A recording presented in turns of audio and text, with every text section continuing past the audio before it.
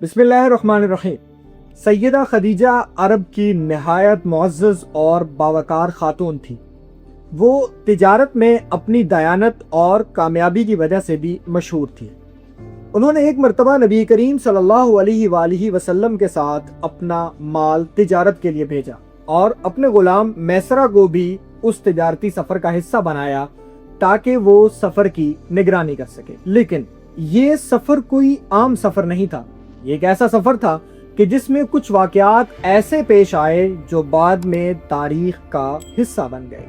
قافلہ مکہ سے روانہ ہوا اور آہستہ آہستہ شام کی طرف بڑھنے لگا۔ راستے میں قافلہ ایک ایسے مقام پر رکا جہاں پر بازار لگا ہوا تھا۔ وہاں ایک شخص جو اہل کتاب کے علم سے واقف لگتا تھا، نبی کریم صلی اللہ علیہ وآلہ وسلم سے باتوں ہی باتوں میں الجھ گیا اور آپ صلی اللہ علیہ وآلہ وسلم کو غور سے دیکھنے لگا۔ گفتگو کے دوران اس کا لہجہ اچانک سے بدل گیا اور کہنے لگا، جی ہاں، آپ بالکل سچ فرما رہے ہیں۔ اس کے بعد وہ شخص میسرہ سے علیحدگی میں ملا اور بڑی سنجیدگی سے کہنے لگا، قسم ہے اس ذات کی جس کے ہاتھ میں میری جان ہے، یہ شخص آنے والے وقت کا نبی ہے جس کا ذکر ہماری کتابوں میں پہلے سے موجود ہے۔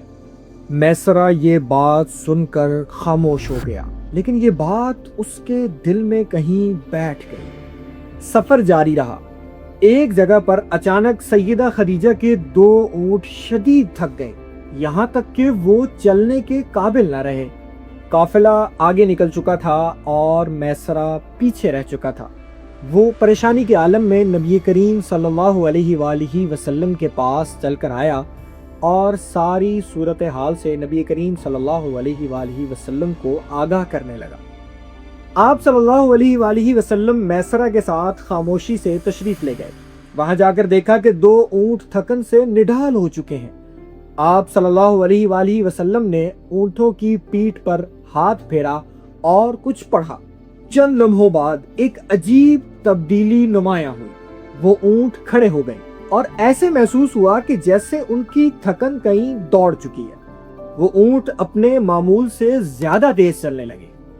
میسرہ یہ منظر دیکھ کر خاموش ہو گیا، لیکن اس نے یہ سارا واقعہ اپنے ذہن میں محفوظ کر لیا۔ قافلہ شام پہنچا، مال فروخت کیا گیا اور اس دفعہ کا منافع اس سے پہلے میسرہ نے کبھی نہ دیکھا تھا۔ میسرہ حیران رہ گیا۔ میسرہ نے قافلے والوں سے کہا، ہم کئی سالوں سے تجارت کر رہے ہیں لیکن ایسا منافع آج تک نہیں ہوا۔ یہ صرف ایک کاروباری کامیابی نہیں تھی، بلکہ میسرہ اسے کسی اور انداز سے دیکھ رہا تھا۔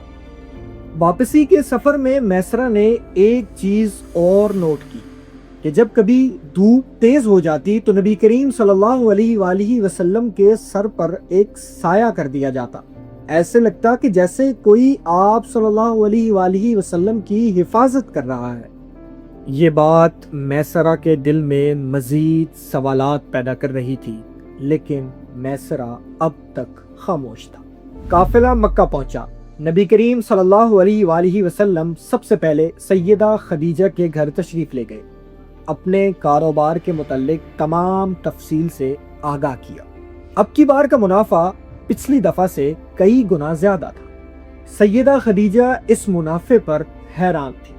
جب انہوں نے دریافت کیا کہ میسرہ کہاں ہے تو نبی کریم صلی اللہ علیہ وآلہ وسلم نے بتایا کہ میسرہ ابھی پیچھے ہے۔ سیدہ خدیجہ نے نبی کریم صلی اللہ علیہ وآلہ وسلم سے کہا کہ آپ جائیے اور میسرہ کو لے کر آئیے۔ جب میسرہ واپس آیا تو سیدہ خدیجہ نے سفر کی تمام تفصیل اس سے پوچھی۔ میسرہ نے تمام واقعات ایک ایک کر کے بتائے، یعنی بازار میں اس شخص کی کہی گئی بات، اونٹوں والا واقعہ اور سفر میں جتنے مشاہدات ہوئے تمام کے تمام سیدہ خدیجہ کو بتائے گئے۔ سیدہ خدیجہ یہ سارے واقعات سننے کے بعد بہت متاثر ہوئی۔ تمام حساب و کتاب کے بعد سیدہ خدیجہ نے میسرہ کو طے شدہ اجرت سے کچھ زیادہ دیا جو کہ بطور انعام تھا۔ سیدہ خدیجہ اپنے چچا زاد بھائی ورقہ بن نوفل کے پاس تشریف لے گئیں۔ انہوں نے جا کر سارا واقعہ ورقہ بن نوفل کو سنایا۔ ورقہ بن نوفل نے خاموشی سے پورا واقعہ سنا۔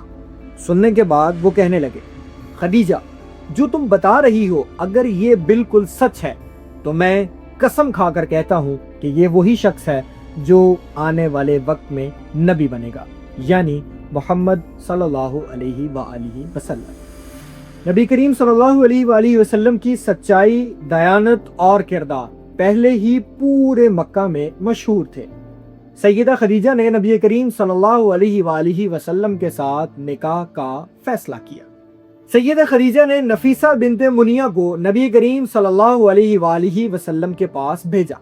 آپ صلی اللہ علیہ وآلہ وسلم کے سامنے بات بالکل سادگی کے ساتھ رکھی گئی۔ نبی کریم صلی اللہ علیہ وآلہ وسلم نے نفیسہ بنت منیہ سے پوچھا، آپ کس کے بارے میں بات کر رہی ہیں؟ کون ہے وہ؟ نفیسہ بنت منیہ نے بتایا کہ میں خدیجہ بنت خویلد کے بارے میں بات کر رہی ہوں۔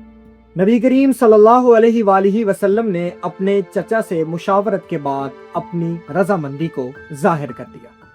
دونوں خاندانوں کی موجودگی میں نکاح ہوا۔ مہر اور تفصیلات مختلف روایات میں بیان ہوئی ہیں، لیکن یہ سادہ اور بابرکت نکاح تھا۔ نکاح کے بعد ولیمہ کیا گیا۔ یہ صرف ایک نکاح نہیں تھا، بلکہ یہ ایک ایسا آغاز تھا جس نے آنے والی تاریخ کو بدل دیا۔